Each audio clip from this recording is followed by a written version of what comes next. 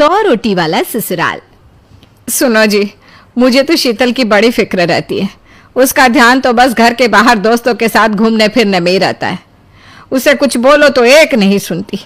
मैं तो कहती हूँ इसकी जल्दी शादी वादी करवा दो, वरना लड़की हाथ से निकल जाएगी। तुमसे ज़्यादा चिंता है मुझे शीतल की शादी की। कल ही वो रामपुर वाले मौसा जी को फ़ोन भी किया था। बता रहे थे एक लड़का है नज़र में, उनका अपना घर है और लड़का भी अच्छा है। अरे तो फिर बस बात चलाओ ना, एक बार देखे तो सही लड़का और घर बार कैसा है। कौन से लड़की की बात चल रही है यहाँ? तुम्हारी शादी की बात चल रही है बेटी। अब तुम्हारी शादी की उम्र हो रही है तो लड़का तो देखना पड़ेगा ना। उफ़ो, मुझे अभी नहीं करनी शादी वादी। ये तो मेरे खेलने कूदने के दिन है। बहुत खेल कूद ली तुम, अब घर के काम धाम सीखने की कोशिश करो, समझी? ससुराल जाकर हमारी नाक मत कटवा देना। सब्जी काटनी तो आती नहीं इसको, तो नाक ही कटवाएगी। अरे मैं इसे शादी तक अच्छे से सब सिखा दूंगी। आप तो बस उस लड़के से इसकी शादी के बाद चलवाओ। कुछ दिनों बाद कुणाल और उसकी माँ शीतल को देखने घर आते हैं। कुणाल दिखने में बड़ा ही स्मार्ट होता है। शीतल तो उसे देखती ही रह जाती है। देखो जी, हमारी कोई डिमांड तो है नहीं, बस हम चाहते हैं कि लड़की घरेलू हो, घर के सारे कामकाज संभाल ले। अब आपके परिवार में तो बस 3 ही लोग हैं, पर हमारा तो खूब भरा पूरा परिवार है। बाकी हमें लड़की के घूमने फिरने दोस्तों से मिलने से कोई दिक्कत नहीं है। घर का काम करने के बाद जो चाहे सो करे।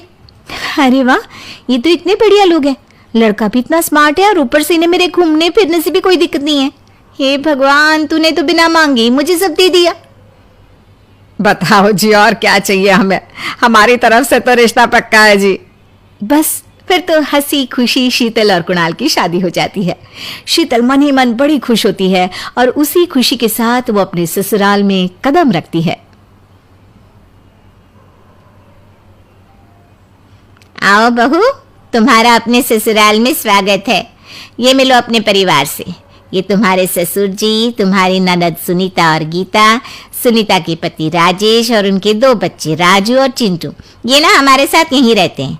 ये तुम्हारी दादी सास है और बाकी लोग अभी बाहर गए हुए हैं। इतने सारे लोग, ये सब यहीं रहते हैं इस घर में? अरे अभी तो मेरे देवर देवरानी और उनके 3 बच्चे यहाँ नहीं है। उसके मायके में भी शादी थी ना, तो बस वहीं गई है। कल तक आ जाएंगे।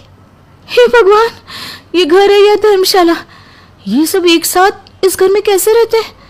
मुझे तो पता ही नहीं था इनका इतना बड़ा परिवार है। अब समझी कि कोई डिमांड क्यों नहीं की इन्होंने। ये सब चाल चले मेरे साथ। अरे बहू, खड़े खड़े क्या सोच रही हो? चलो अपने कमरे में जाकर आराम करो। जी माँ जी। अगले दिन शीतल का ससुराल में पहला दिन होता है। शीतल रसोई में जाकर सबके लिए खीर बनाने लगती है। तभी उसके ननद सुनीता आती है। अरे वाह भाभी, आज क्या बना रही हो? बस दीदी, आज वो पहली रसोई है ना, तो खीर बना रही थी। अरे भाभी, ये खीर वीर रहने दो। घर में 4 लोगों को शुगर है और कुछ लोग मीठा ही नहीं खाते। आप ना सीधा खाना ही बना दो। क्या फर्क पड़ता है, मीठा बने या नमकीन, बस बहू के हाथ की पहली रसोई होनी चाहिए ना। जी दीदी, तो फिर मैं खाना ही बना देती हूँ।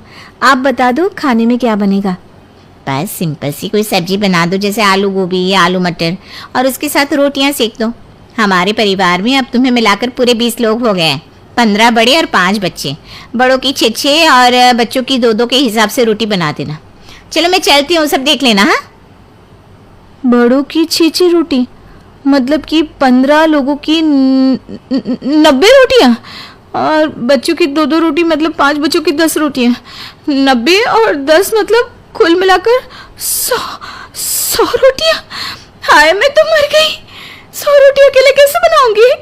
माँ, ये तुमने मेरी शादी कहाँ कर दी?